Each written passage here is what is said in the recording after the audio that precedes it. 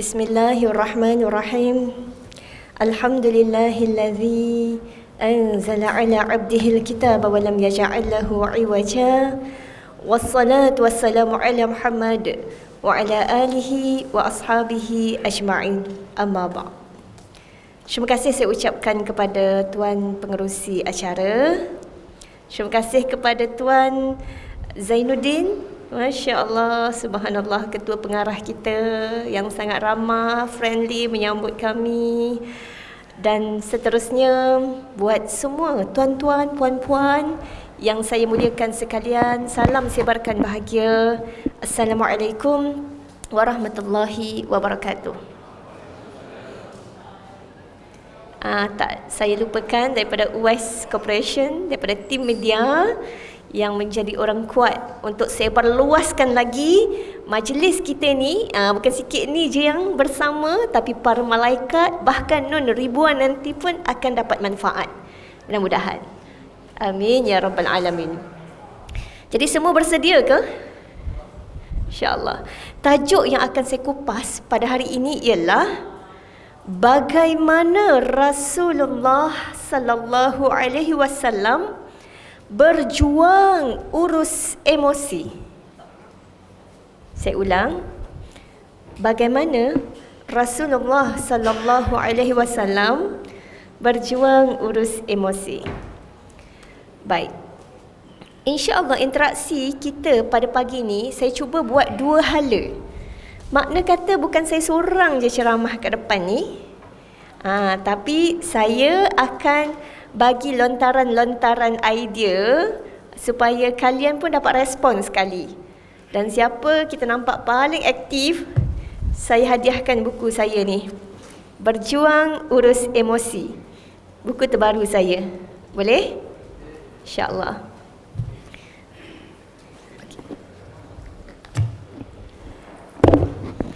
Jadi kita nak selesaikan dulu dunia dalam kita supaya kita lebih bersedia. Kita datang kerana Allah. Baik. Semua ikut saya, boleh? Kita nak gerakkan daya kinestetik kita, daya gerak kita supaya kita mendengar dengan aktif. Boleh? Sama-sama ikut Inna sam'a. Buat gaya sikit. Inna sam'a wal basara wal fuada kullu ulaika kana anhu mas'ula. Sesungguhnya pendengaran, penglihatan, hati, perasaan, semuanya itu akan ditanya. Allahu Akbar. Jadi kita nak mohon kepada Allah, biar mata yang melihat kerana Allah, telinga yang mendengar kerana Allah, hati perasaan yang merasa kerana Allah. Saya yakin dan percaya tuan-tuan, puan-puan semuanya dah terdidik dan terlatih untuk sering mendengar ilmu. Namun yang kita mohon kepada Allah, kita bukan saja nak dapat ilmu, tapi nak dapat apa? Kemampuan untuk amalkan ilmu. Sebab tu kita perlukan motivasi berterusan, ilmu berterusan. Sebab nak dapat skill, dapat attitude terhadap ilmu tersebut memang perlukan pengulangan demi pengulangan. Dan hari ni tajuk tu memang tajuk yang sangat menuntut amal kita. Bukan nak dengar saja ni, bukan sekadar program. No, balik nanti terus fikir apa perlu saya buat. Sebab saya nak dapat taufik dan hidayah. Hidayah ni pengetahuan, taufik itu kemampuan untuk amal. Dia kena sinergi dua-dua. Dia perlukan dunia dalam tu. Saya nak, ya Allah. Jom kita doa. Allahumma ftah alaina hikmataka wanshur alaina min khazaini rahmatika ya arhamar rahimin. Amin ya rabbal alamin. Okey, saya kongsikan dulu kenapa tajuk ni penting.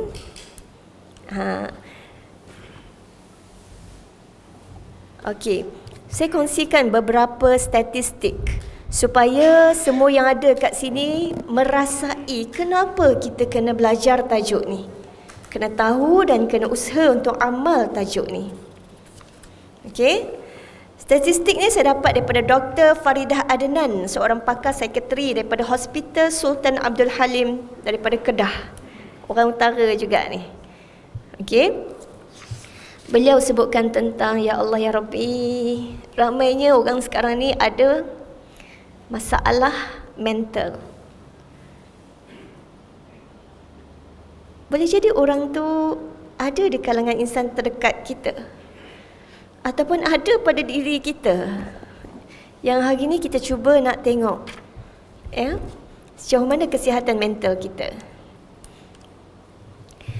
Dan mungkin ada pada anak-anak kita, ataupun ada pada mak ayah kita, jiran tetangga kita, yang kita sama-sama nak alert lah, insyaAllah. Okey, semua yang saya muliakan, statistik 50% orang yang ada masalah kesihatan mental ni bermula bila? Agak-agaknya bila? Bila dia start sakit mental tu? Usia berapa? Pandai. Usia sekolah. Usia sebelum 14 tahun. Masa dia kanak-kanak lagi, masa dia tadika, masa dia sekolah rendah, masa dia sekolah menengah lagi. Bukan masa dia dah dewasa, dah banyak tekanan-tekanan kerja. Bukan start masa tu, tapi masa sekolah lagi. Dan dalam kajian kebangsaan morbidity sebut, di kalangan kanak-kanak ada 424,000 kanak-kanak yang ada masalah kesihatan mental. Ni anak-anak kita ni kesian sungguh. Ya. 1/10 daripadanya berusia di lingkungan 10 hingga 15 tahun. Dan mereka ni, terutama yang remaja ni, dalam pemikiran mereka dah ada idea nak bunuh diri. Ada yang cederakan diri sendiri. Kajian ni pada tahun 2017. Sebelum pandemik. Masa pandemik ni meningkat lagi. Allahu Akbar. Jadi, apa sebenarnya yang menyebabkan berlaku masalah kesihatan mental ni? Memang ada banyak faktor. Dan kita nak fokus kepada solution bagaimana Nabi sallallahu alaihi wasallam berjuang menguruskan emosi. Dia start dengan dunia dalam dulu. Sebab isu kesihatan mental ni kan isu duduk kat dalam mula-mula kan? Tak nampak dulu. Lepas terjadi peristiwa tu, peristiwa ni baru kita tahu. Oh, rupanya dia berjuang bertahun-tahun duk hadap masalah kesihatan mental. Sampai bila ada tragedi baru kita perasan. Sedangkan kita patut bantu dia, bahkan bantu diri kita sebelum tu lagi. Sebab kebijaksanaan adalah dengan mencegah sebelum merawat. Pandai. Masya Allah. Jadi semua yang saya muliakan, kita pergi dulu kepada definisi tajuk kita. Kita dah dengar realiti tadi, menakutkan. Dan mungkin kita tak perasan pun, yang kita pun boleh jadi kalau kita cek, kita pun termasuk dalam statistik tu. Cuma kita tak pergi cek je dengan pakar. Kan? Anak-anak kita pun kita masuk. Dan kita nak fokus solution. Bagaimana kita nak buat lepas ni? Okey, sebelum tu, siapa tahu apakah maksud emosi? Sebab tajuk kita berjuang urus emosi, cara Nabi sallallahu alaihi wasallam. Tapi tahukah kita apa maksud emosi? Siapa nak cuba? Saya catat namanya ni supaya last kali nanti kita tengok siapa paling aktif, kita bagi hadiah. Silakan.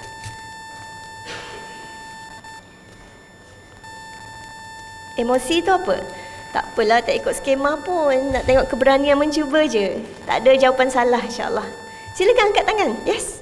Okey, silakan. Akak kita kat belakang. Perkenalkan nama? Subhanallah, hebatnya. Kak Khadijah Muhammad. Okey. Apa maksud emosi?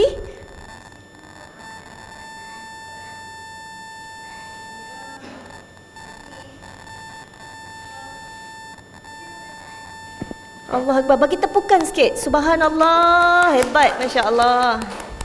Alhamdulillah. Ada yang nak tambah lagi? Silakan Tuan. Nama Tuan? Tuan Abdul Razak. Okey. Silakan Tuan.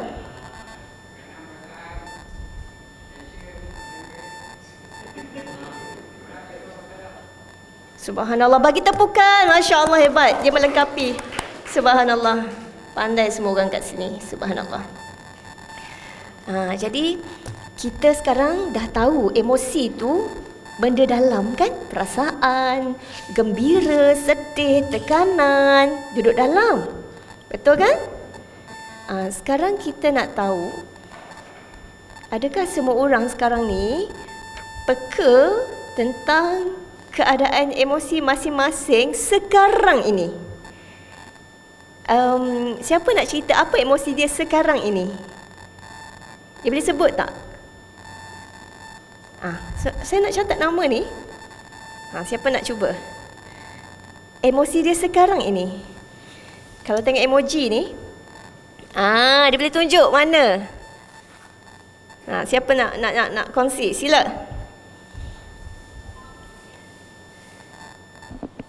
Ada? Nak tulis nama ni?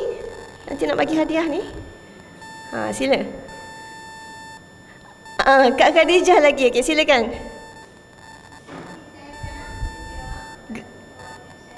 Masya Allah. Subhanallah. Terima kasih Kak Khadijah. Bagi tepukan, Masya Allah. Ada orang dia tak boleh nak sebut pun emosi dia. Dia tak tahu tentang emosi dia. Dia tak tahu pun yang hidupnya sebahagiannya adalah berkaitan emosi.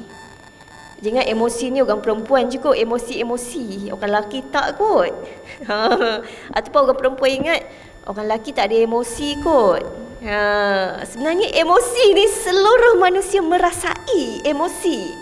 Dia sebahagian daripada kita.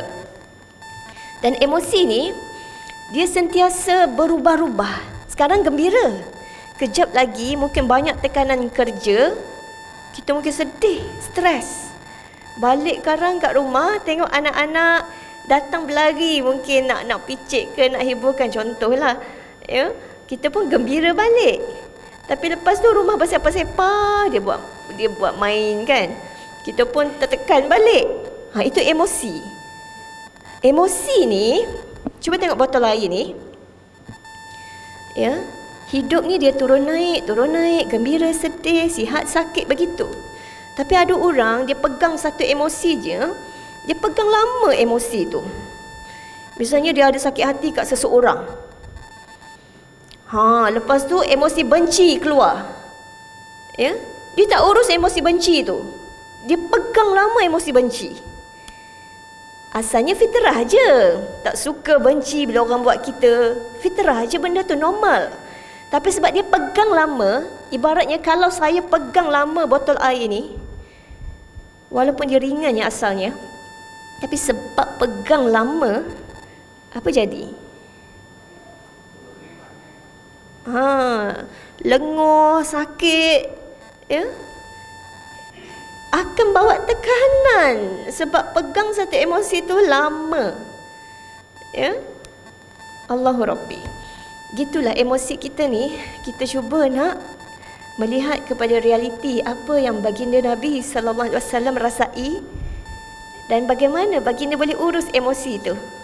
Kepada emosi yang akhirnya cepat-cepat cari redha, accepting, baik sangka dengan Allah Subhanahu Wa Taala, dan akhirnya bawa kebahagiaan, bawa kepuasan. Tak kisah dah apa pun yang terjadi, yang penting kita dapat menguasai diri. Ada self control. Inilah kecerdasan emosi. Emosi ni bukan perkara negatif. Dia benda fitrah. Yang jadi negatif tu bila kita tak urus. Faham ya emosi ya? Bila kita uruskan, emosi tu menjadi kecerdasan emosi. Apa itu kecerdasan emosi? Pertama, kita boleh kenal pasti. Okey, saya tengah marah. Kita tengok anak kita marah. Okey, akak tengah marah ya? Kita tanya anak kita, ya marah. Okey, accept dulu, dia tengah marah. Itu emosi. Bila kita dapat sebut perasaan dia, anak tu cakap apa? Mak ayah ni memahami perasaan dia. Anak yang rasa mak ayah tak faham perasaan sebab mak ayah tak pernah sebut emosi dia. Seakan dia dibenarkan untuk gembira je. Bila dia marah, dia tak dibenarkan untuk marah. Dia tak benarkan untuk rasa tak senang ke. Kalau first kita punya respon tu, kita accept je. Kita sebut je perasaan dia. Tak payah label, tak payah pukul, tak payah hukum. Just accept the emotion. Budak tu rasa apa? Mak ayah understanding. Sebab boleh sebut emosi dia. Kita terus check. Ya Allah, saya pernah tak sebut perasaan anak saya? Bila dia tengah buat perangai, saya terus hukum ke, label ke, atau saya just sebut, oh kakak sedih ya. Just sebut perasaan. Dia akan rasa okey, perasaan saya diterima. Okey, selamat datang bagi yang baru tiba, kita raikan. Kita hari ini bincang tentang, apa tajuk kita? Bagaimana Rasulullah sallallahu alaihi wasallam berjuang urus emosi. Tadi kita bincang tentang apa makna emosi. Ya, perasaan. Sekarang ni saya nak tanya lagi, soalan seterusnya. Saya nak tuliskan nama mereka yang berjaya jawab soalan. Betul ke salah tak apa, kita raih semua. Kita cuma nak latih keberanian dan semangat berkongsi. Ya, boleh? Okey. Tadi apa makna emosi?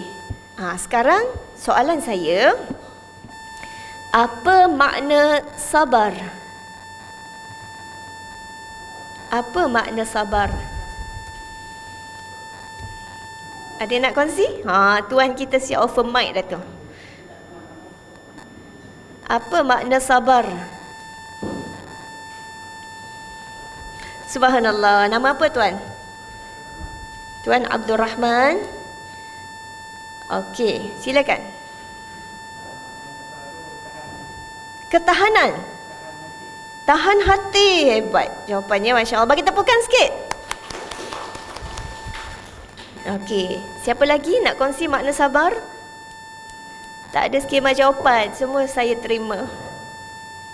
Silakan. Apa makna sabar? Kita nak bagi opinion, pendapat supaya akal kita aktif ketika proses belajar. Kita nak tunjuk kedua ke anak-anak bagaimana mak ayah belajar. Dia aktif, dia tumpu, dia fokus. InsyaAllah akhlak ni dia akan pergi pada anak-anak kita kat sekolah tu. Ya, sekolah rendah menengah universiti. Sebab bila aktif, ilmu tu senang masuk dan barakah, insyaAllah. Okay, siapa lagi nak kongsi apa makna sabar?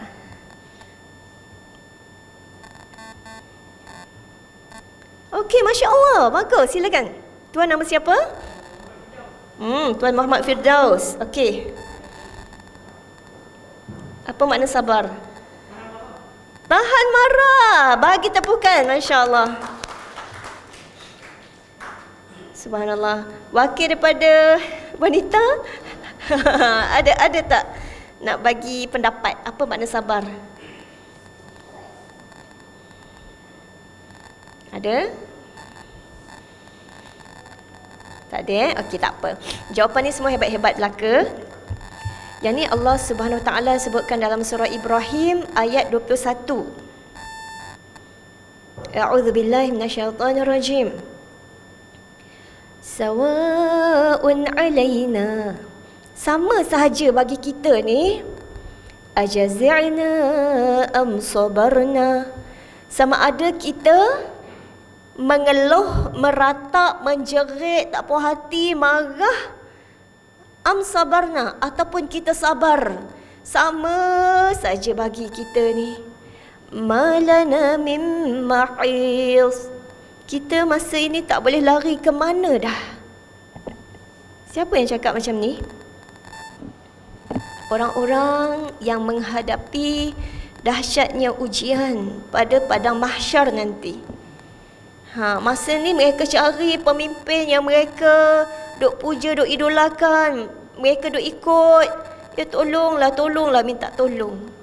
Ya, tapi orang yang kita idolakan pun tak boleh tolong masa ni.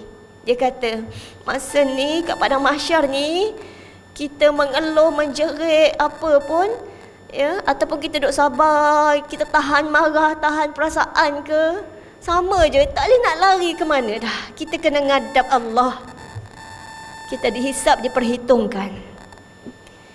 Jadi, Profesor Syekh Dr. Yusuf Al-Qaradawi dalam kitabnya Ikhlas dalam Ibadah dan Perjuangan, dia kata sabar tu lawannya, sebab kita nak faham definisi sabar, kita kena tahu lawan dia. Sabar tu lawannya mengeluh, marah, menjerit, tak puas hati. Jadi tepatlah jawapan saudara-saudara kita tadi kan. Sabar tu dia boleh pause sekejap, dia boleh tahan sekejap, dia fikir apa patut dia respon, mulut dia patut cakap apa. So ucapan dan tindakan yang keluar dari orang yang sabar adalah hasil daripada dia menilai, dia proses dulu, dia fikir dulu apa patut keluar, apa patut ucap. Sebab bila ujian datang, kita sedang marah, kita sedang benci, yang tu normal lagi tu. Tapi bila kita tak proses dulu, jadi apa? Keluarlah ucapan yang lepas tu kita menyesal. Keluarlah tindakan yang lepas tu kita menyesal. Sebab tak ada pause sesaat, pause sekejap untuk fikir apa patut kita buat. Dan ini yang ditunjukkan oleh baginda Nabi sallallahu alaihi wasallam. Pernah satu hari Nabi sallallahu alaihi wasallam dia jalan, dia ternampak seorang wanita sedang nangis dekat kubur anak dia. Kalau nangis biasa-biasa itu tak apa, normal, fitrah. Tapi ni bukan nangis biasa-biasa, nangis yang mulut keluar macam-macam. Lalu baginda Nabi sallallahu alaihi wasallam pun pesan, ittaqullah, takutlah pada Allah. Nabi minta dia sabar. Lepas tu wanita ni pun dia tak perasan siapa yang duk tegur tu. Dia kata, kamu tahu apa perasaan aku? Kamu tak rasa lah. Seakan gitulah. Dia marah lah. Sehinggalah ada orang datang bagi tahu. Dia kata, kamu tahu tak yang cakap tu Rasulullah sallallahu alaihi wasallam. Lalu wanita ni rasa macam bersalah. Dia pun pergi ke rumah Nabi sallallahu alaihi wasallam. Dia tengok tak ada guard, tak ada penjaga apa, dia terus masuk lah. Dia kata, ya Rasulullah, tadi aku tak tahu itu engkau ya Rasulullah. Lalu baginda Nabi sallallahu alaihi wasallam sebut, inna sabra inda sadmatil ula. Sabar tu pada pukulan yang pertama. Kena kesedihan yang besar. Apa mulut kita ucap, apa tindakan kita buat, itu orang yang dapat darjat sabar. Okey, saya nak tanyalah. Ya, siapa nak jawab angkat tangan ya, saya tulis nama dia. Bila kita diuji musibah, sekarang ni banyak musibah. Ada yang saya dengar tadi mudir sekolahnya meninggal sebab COVID kan. Saudara mara kita ada yang sakit, ada yang gout lah, ada yang macam-macam, ada aksiden, macam-macam musibah. Ini semua warna-warni kehidupan, roda-roda kehidupan. Ada sihatnya, ada sakit, ya, ada bahagia, ada musibah, roda-roda kehidupan. Jadi bila kita kena musibah tu, apa mulut kita first patut ucap? Siapa tahu? Dekat tangan. Masya Allah, tuan nama siapa? Fauzi Muhammad Radhi. Okey, Tuan Muhammad Radhi. Subhanallah. Jom kita sebut sama-sama. Inna lillahi wa inna ilaihi raji'un. Bagi tepukan sikit kat tuan kita. Kalau anak kita jatuh depan kita, kita sebut apa? Sama juga. Sama-sama. Inna lillahi wa inna ilaihi raji'un. Subhanallah. Tuan Muhammad Radhi ya. Ni jawapan orang suka majlis ilmu lah ni. Sebab ada orang ingatkan untuk orang meninggal je. Dengan orang sakit, tengok anak jatuh apa je, inna lillahi wa inna ilaihi raji'un. Semua ni dari Allah. Kita kan nak balik pada Allah. Jadi terpujuk bila kita baca sampai kita faham makna dia. Semua ni dari Allah. Kenapa kita nak marah sangat kan? Allah yang izin, Allah yang bagi benda ni pada kita. Kita pun nak balik pada Allah. Nak Allah timbang amal sabar kita. Allahu Akbar. Jadi ayat tu pun diajar oleh baginda Nabi sallallahu alaihi wasallam dengan panduan Al-Quran supaya kita cepat terpujuk. Ini indahnya hidup beragama. Sebab kebanyakan manusia biasa, kalau rujuk ahli-ahli sekretari yang biasa berhadapan dengan masalah mental kan, biasa kalau 4 pukulan pertama kena tu, manusia biasanya denial, tak boleh terima. Dia marah, kenapa ni? Kenapa? Dia jadi salahkan orang tua, sebab kau lah ni, aku jangkit dengan kau. Dia salahkan anak dia, dia salahkan suami, dia salahkan mulut dia tu. Mulut dia menyakitkan semua orang sekeliling dia. Kalau aksiden, abang ni tak pandai pandu. Dia salahkan suami pula.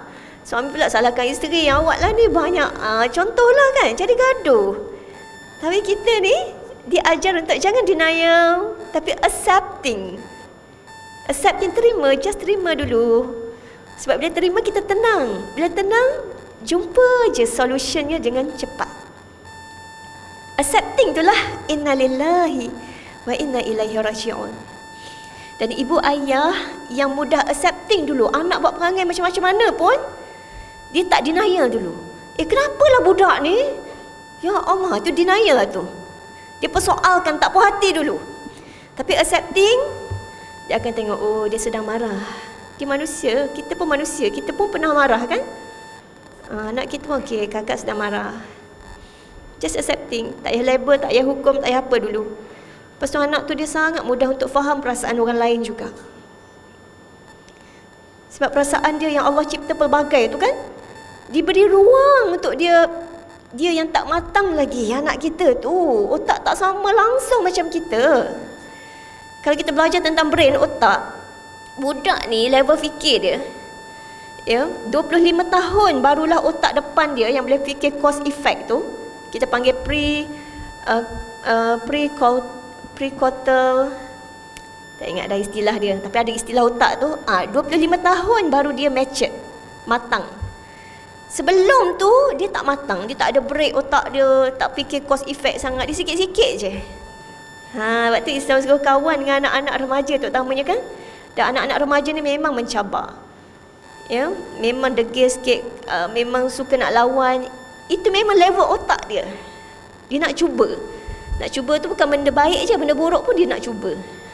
Dia just nak teroka gitu, nak rasa-rasa okey ke tak. Sebab tu kita kena kawan, kita akan jadi break dia. Tapi bila kita dah bina blok emosi awal-awal dengan dia, kita asyik denial pada perasaan dia, akhirnya dia tak cari ibu bapa. Dia cari kawan-kawan yang boleh gelak je, boleh tengok apa pun yang dia buat. Dia rasa, orang ni lagi understanding dia, so dia cari.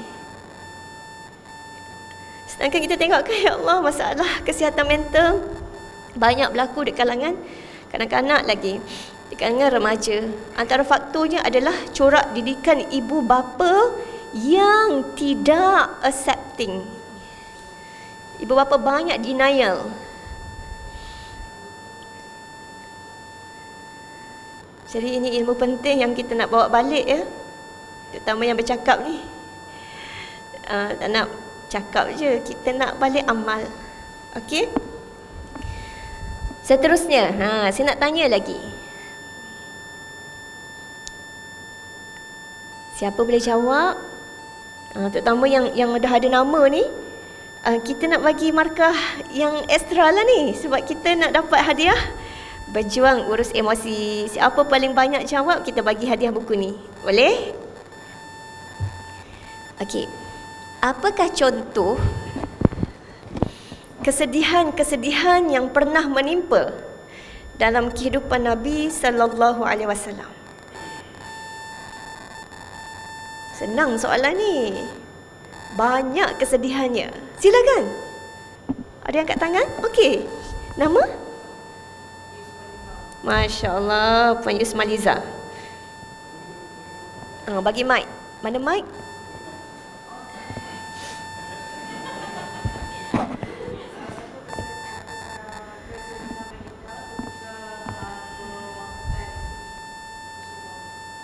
Allahu Akbar. Kewafatan isteri baginda sallallahu alaihi wasallam. Siapa lagi ahli keluarga tersayang yang wafat ketika Rasulullah sallallahu alaihi wasallam masih hidup? Yang ada dalam hidup Rasulullah. Siapa lagi? Isteri lagi? Bapa saudara Abu Talib siapa? Siapa lagi? Datuknya. Ibu ayahnya. Betul lagi. 5 dah. Yang tersayang semua ni lagi. Anak-anak lelakinya semua mati masa kecil. Kan? Ya Allah, sedihnya ya Allah. Lepas tu semua anak-anak perempuannya kecuali Fatimah mati ketika ayahnya masih hidup. Ya Allah, sedihnya ya Allah. So, dalam peperangan ramai para sahabat yang tersayang syahid seorang demi seorang. 4 saudara yang disayangi, Hamzah, ya, ramai lagi lah. Allah, kan? Banyaknya kesedihan demi kesedihan. Jadi, kalau kita diuji kematian insan tersayang, kita nak kembali ingat yang Rasulullah sallallahu alaihi wasallam 2 bulan dalam kandungan ayah dah pergi jadi anak yatim. Lepas tu kecil lagi, baru 6 tahun mak pergi bergantung kasih dekat datuk. Tak sempat nak besar, baru 8 tahun datuk pula pergi, berganti-ganti jagaan. Lepas tu dengan Abu Talib, ya, jadi pembela. Tengah teruk Nabi kena ancam nak dibunuh. Abu Talib sangat membela, tapi Abu Talib pula pergi. Isteri yang mempertahankan, yang banyak korban harta, dia pula pergi. Seorang demi seorang, bertimpa-timpa. Tapi bagaimana Nabi sallallahu alaihi wasallam merespon? Baginda putus asa ke dengan hidup? Tak.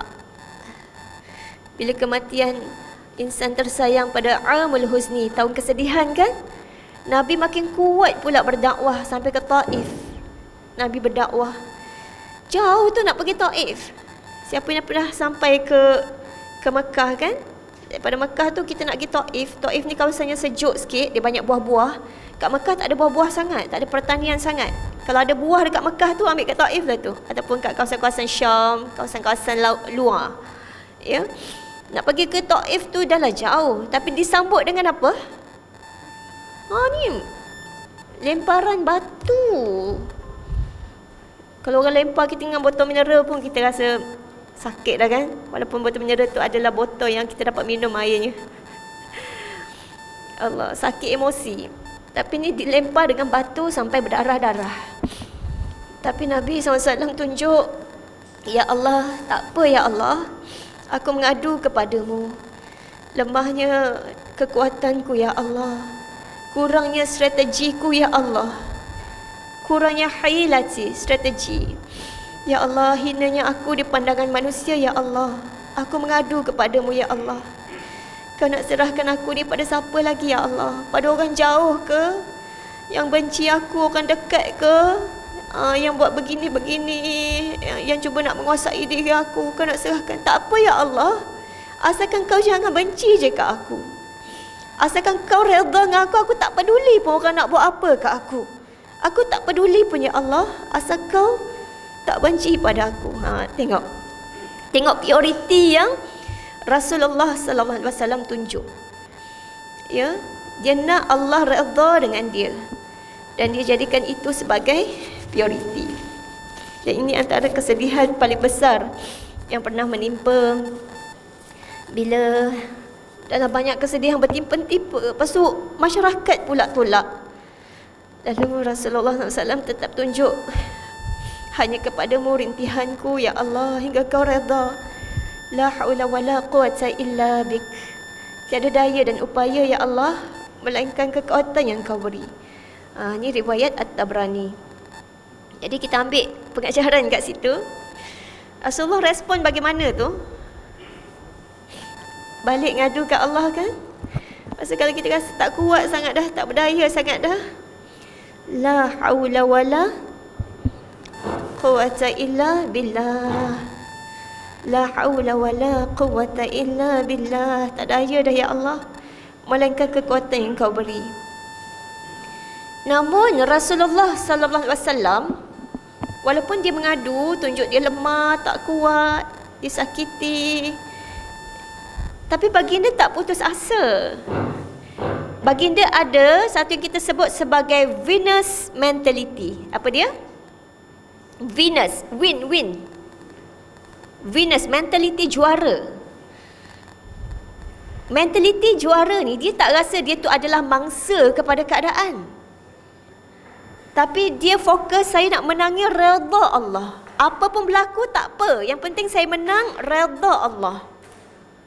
Saya doa kepada Allah, saya nak kekuatan dari Allah. Sebab saya memang tak kuat dah, kita ngadu, tapi saya nak kekuatan dari Allah. So dia sentiasa win redha Allah. Dia tak mudah nak salahkan sekeliling. Tak mudah nak kata, ya Allah teruknya lah orang Taif ni ya Allah, hukum je lah mereka ni, biadab sangat ni, kurang ajar sangat ni. Tak mudah nak salahkan macam tu. Malaikat offer nak hukum, tapi Rasulullah kata tak apa, mereka tak tahu lagi. Tengok besarnya jiwa understanding. Tu bukan understanding emosi saja tu, understanding cara mereka dibesarkan, disosialisasikan, pengetahuan mereka tak cukup lagi. Cuba bayangkan kalau kita ikut kaedah Nabi ni, kita apply ke anak-anak kita. Ya, dia buat apa saja kita tak mudah nak salahkan dia. Tapi kita understanding, otak dia tak matang lagi. Otak tadi tu namanya prefrontal cortex. Dia otak ni berfungsi sebagai brake, dia tak matang lagi. Dia bukan niat jahat, niat nak mendahaka ke tak. Sebab itu kalau kita understanding first, accepting first, kita akan guna uslub apa? At-ta'lim wa ta'rif. Kita bagi tahu dia, yang ni tak elok, yang ni elok, buat begini. Ya, jangan buat begini. Kita just bagi tahu. Yang hukum, yang marah, yang hardik letak belakang sekali. Tapi banyaknya kaedah kita guna yang tu kita tak depan. Marah dulu, hardik dulu, hukum dulu.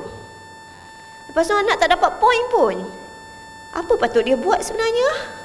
Sebab otak dia memang tak matang. Kalau dibawa anak ni ke pakar, sekretari, pakar ni biasanya dia akan buat session lah. Dia akan dengar apa kata ayah, apa kata ibu. Tapi untuk anak, dia tak buat session tu bersendirian. Dia akan dudukkan anak tu dengan ayah dan ibu untuk saling dengar. Sebab apa? Sebab pakar tahu anak tu dia tak mampu nak bantu diri dia sendiri pun. Mana sebenarnya perasaan dia, mana sebenarnya baik buruk, otak dia tak matang. So dia perlukan juga penerangan daripada mak ayah. Nak ceritanya mak ayah yang kena banyak berubah, bukan fokus nak ubah anak. Nak salahkan anak. Sebab nanti dia pun belajar macam tu. Dia belajar salahkan mak ayah dia pula, marah mak ayah dia pula, tengking mak ayah. Sebab tu kita nak kembali Nabi SAW 1 hingga 7 tahun layan macam tuan, tak banyak salahkan. Nabi banyak accepting, tunjuk, bagi tahu. Punishment tu duduk belakang. Ya, sehingga kan anak rasa selamat emosi dia, selamat dia mencuba. Rasa selamat tu adalah fitrah hidup manusia yang dia nak rasa benda tu. Kalau dia tak rasa selamat, dia rasa nak lari, nak pergi. Mungkin tak pergi dari segi fizikal, tapi pergi dari segi perasaan dia, keutamaan dia, kerinduan, kasih sayang, bukan lagi pada mak ayah, tapi pada orang luar yang boleh bagi benda tu pada dia. Okey, sekarang ni saya nak buka lagi kepada perkongsian tuan-tuan puan-puan. Apa lagi contoh kesedihan yang pernah menimpa dalam hidup Nabi sallallahu alaihi wasallam? Sebab kita nak belajar how baginda respon. Okey? Macam mana baginda urus? So apa lagi contoh? Silakan.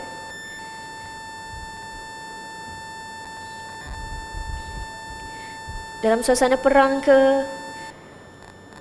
dalam suasana hidup bermasyarakat, deal dengan orang susah ke, deal dengan orang senang ke, dengan musuh ke, dengan kaum baik. Banyak tu contoh. Siapa nak kongsi? Okey, Masya Allah, tuan kita. Nama tuan dulu. Subhanallah, Ustaz Muhammad Syakir. Silakan Ustaz. Subhanallah. Allahu Akbar. Lepas tu bagaimana baginda respon? Masya Allah. Tapi bagi tepukan sikit, Masya Allah, Ustaz kita. Ada kesedihan yang pelbagai dalam hidup baginda Nabi sallallahu alaihi wasallam. Antaranya dihalau oleh kaum sendiri dari segi ancamannya, dari segi cubaan untuk bunuh, sampai tahap kena tinggalkan tanah air. Dan memang sedih kan? Baginda berkenderaan tu pandang belakang. Kalau bukan kerana kaumku menghalauku, inilah tempat yang paling aku sayang.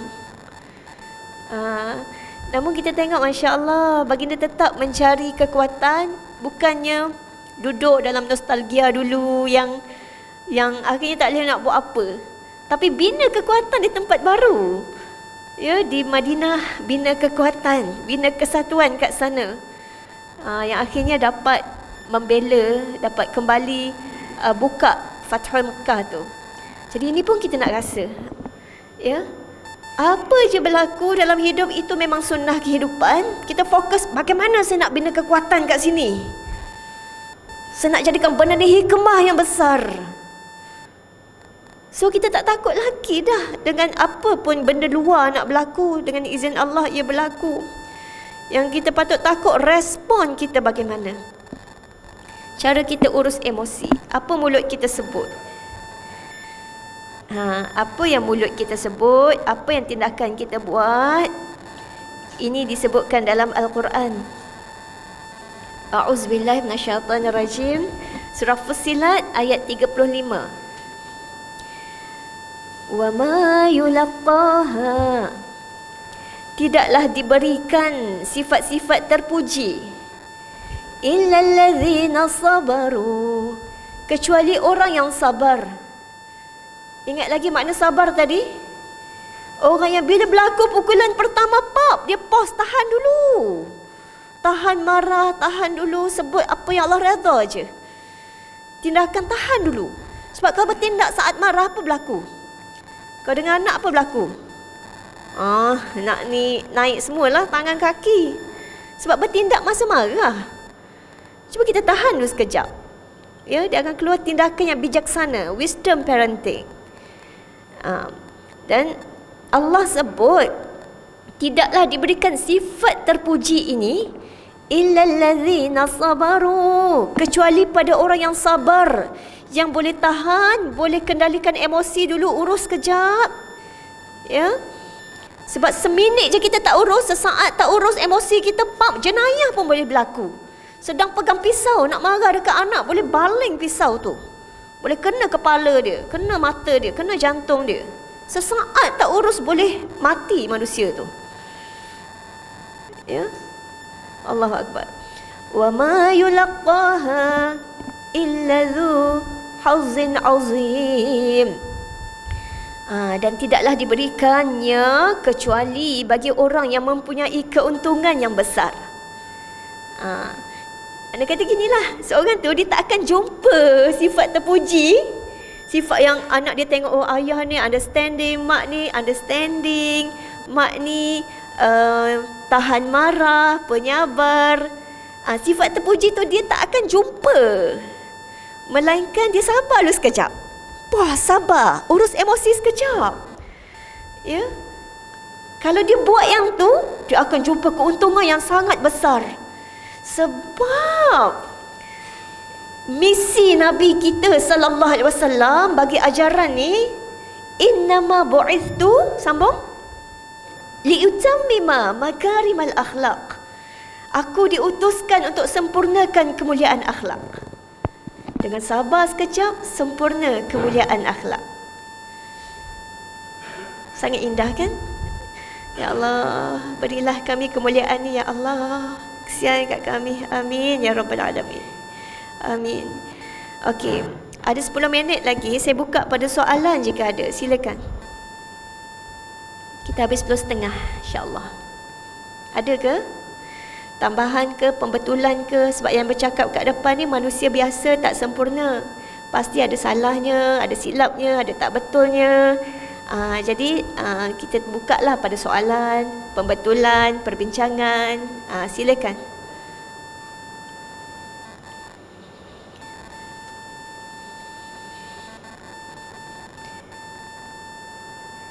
Ada ke? Okey, setakat ni kita ada Kak Khadijah. Ada 2 markah. Tuan Abdul Razak 1 markah, Tuan Abdul Rahman, Tuan Muhammad Firdaus, Tuan Muhammad Radhi, Puan Yusmaliza, Ustaz Muhammad Syakir, semua 1 markah. Jadi kejarlah jadi 3 markah ke, senang kita bagi hadiah untuk juara. Soalan pun dapat markah. Silakan. Oh, masya-Allah, silakan. Tambahan pun boleh, bukan soalan pun boleh. Masya-Allah.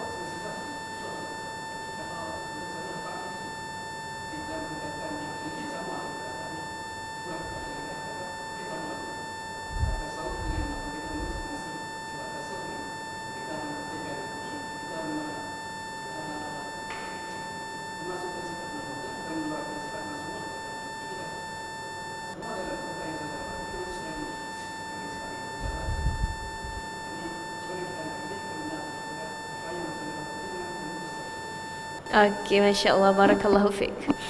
Okey. Islam ni dia ada dalil aqli dan dalil naqli. Naqli ni apa-apa yang bersumberkan Al-Quran As-Sunnah, itu naqli. Dan seperti yang tuan sebut tadi, dia ada cabangnya pula. Cabang ni macam itulah, dia ada pembahagian dari segi kategori 3 tadi tu, akidah, ibadah, ataupun syariat. Bawah tu fiqhul ibadah, fiqhul muamalat, duduk situ kan fiqh kan. Dengan last tu akhlak ataupun tasawuf. Dia banyak pula pembahagian. Lepas tu yang besarnya lagi naqli, akli. Naqli Quran Sunnah, akli itu akal. Apa sahaja yang tak bercanggah dengan Quran Sunnah, seperti ilmu medik, ilmu psikologi, ya, apa sahaja hikmah yang kita boleh kutip tak bercanggah dengan Quran Sunnah, memang disuruh untuk kita ambil hikmah tu. Jadi apa yang saya sampaikan hari ini based on ilmu apa? Pertama, naqli lah sebab ada Al-Quran As-Sunnah. Kedua, akli. Saya ambil daripada ilmu psikologi. Saya ambil tadi data daripada pakar psikiatri. Suami saya doktor perubatan. Saya pun banyak juga merujuk daripada beliau, ya, tentang ilmu sains, tentang otak dan sebagainya tadi. Jadi Islam ni walaupun dia ada pembahagian begitu, itu dari segi konsep. Tapi dari segi operasi dia berkait dengan semua sekali. Saya bagi contoh untuk buktikan. Ya, kita sebut tasawuf tadi, keindahan hati, akhlak, tapi dia berkait dengan tauhid kita, tauhid mindset. Kalau tak ada akidah tauhid mindset, kita tak akan buat tu kerana Allah, tapi kita buat kerana manusia. Dan dia berkait dengan fiqh. Fiqhnya, bila kita banyak understanding, kita selamat daripada jenayah. Jenayah ni termasuk dalam fiqh tu, fiqhul jinayat, ada khusus. Ya, dengan anak-anak kita banyak sekarang ni domestic violence, ya, penderaan dalam rumah tangga. Kenapa orang jadi tak boleh nak kontrol? Jadi buat jenayah dari segi hukumnya, fiqhnya apa? Haram. Jadi tak bagi nafkah, aniaya, itu ini kan, fiqhnya haram. So dari segi operasi dia berkait dengan semua sekali tu. Jadi begitulah Islam, dia syumul. Walaupun dari segi knowledge, pengetahuan, konsep, kita akan belajar, okey, ni cabang ilmu ni. Tapi hakikatnya dia semua membentuk kita yang satu. Kita yang terpaksa deal dengan pelbagai konteks kehidupan yang sangat kompleks hari ni. Sebab tu kita, ialah dari segi spesialis, kita ada kepakaran masing-masing. Contoh tuan bidang apa? Saliran, contoh kan? Bidang saliran. Tu spesialis tuan, kepakaran. Tapi kehidupan tuan yang sebenar, kereta tuan rosak, tuan kena ada sikit-sikit ilmu mekanik secara general. Ya, kat rumah balik pakai topi mak ayah, kena ada ilmu parenting. Walaupun tak spesialis, secara general kena ada. Ya, ilmu suami isteri kena ada. Walaupun kita bukan pakar pun bidang tu, tapi kena ada sebab kita berharapan. Ilmu hidup bermasyarakat kan kena ada, kejiranan dengan masjid surau kena ada sebab kita berkait secara general. So itulah kehidupan yang kompleks ni menyebabkan kita rasa kita memang sangat memerlukan satu sama lain. Kita lemah, kita nak saling melengkapi satu sama lain. Terima kasih untuk soalan yang hebat ni, masya-Allah. Tuan nama siapa? Subhanallah. Tuan Sa'adi. Sedapnya macam nama ulama tafsir tu, Syekh Abdul Rahman As-Sa'adi.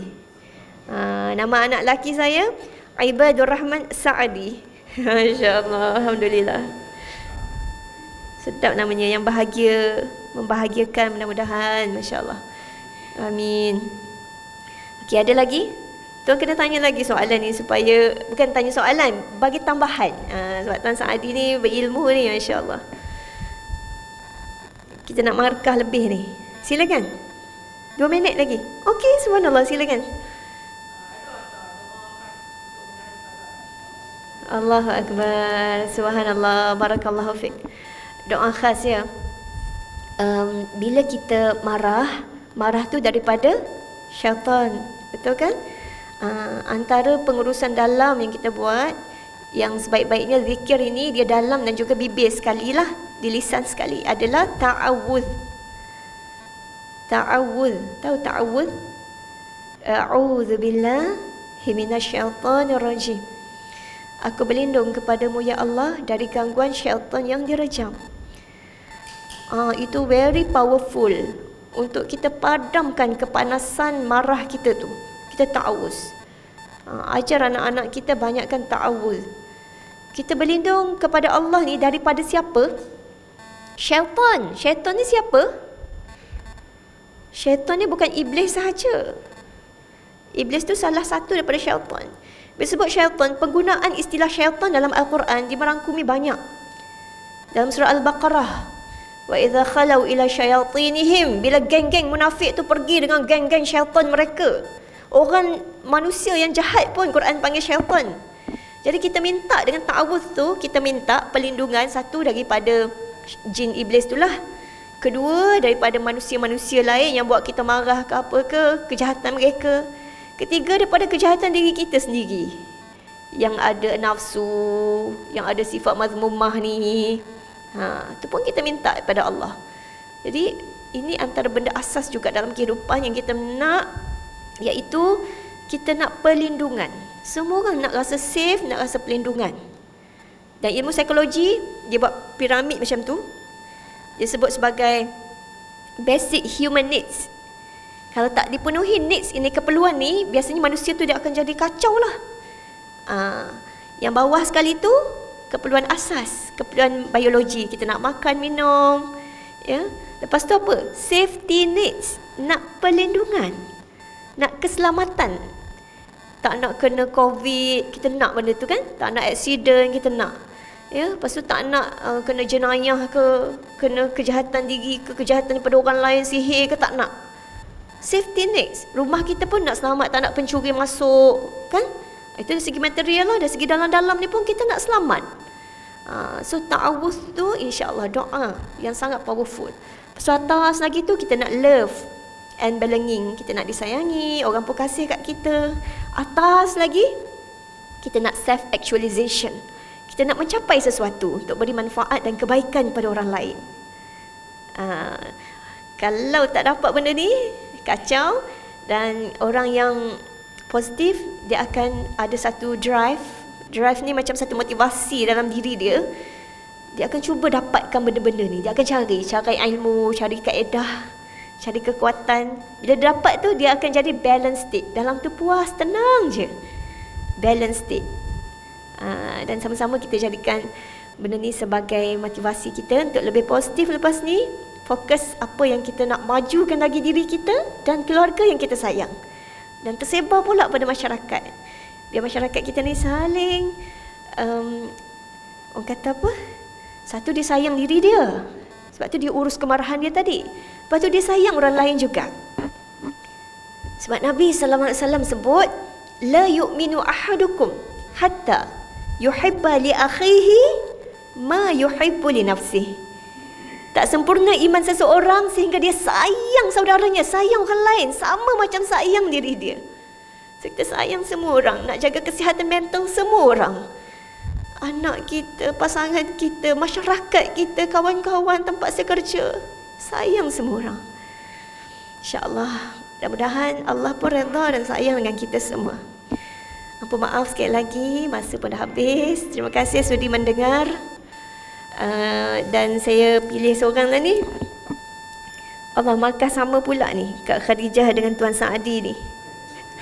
Masya-Allah. Allahu Akbar. Buku bawa satu pula ni. Macam mana nak buat ni? Okey. Sebab buku saya bawa satu je. So, saya bagi hadiah wang tunai lah. Setiap hari pun kita nak biar duit kita ni ada yang mengalir ke orang. Setiap hari. Bukan duduk dalam beg kita je. Jadi, saya minta izin tukar jadi wang tunai. Sebab buku ada satu je. Tadi janji nak bagi buku kan. Sebab markah seri ni.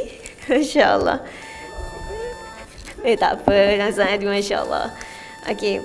Jadi itu saja daripada saya yang tak sempurna. Wabillahi taufiq wal hidayah. Wassalamualaikum warahmatullahi wabarakatuh. Dan kepada Tuan Saadi dan Kak Khadijah, lepas ni dapatkan hadiah kat sini.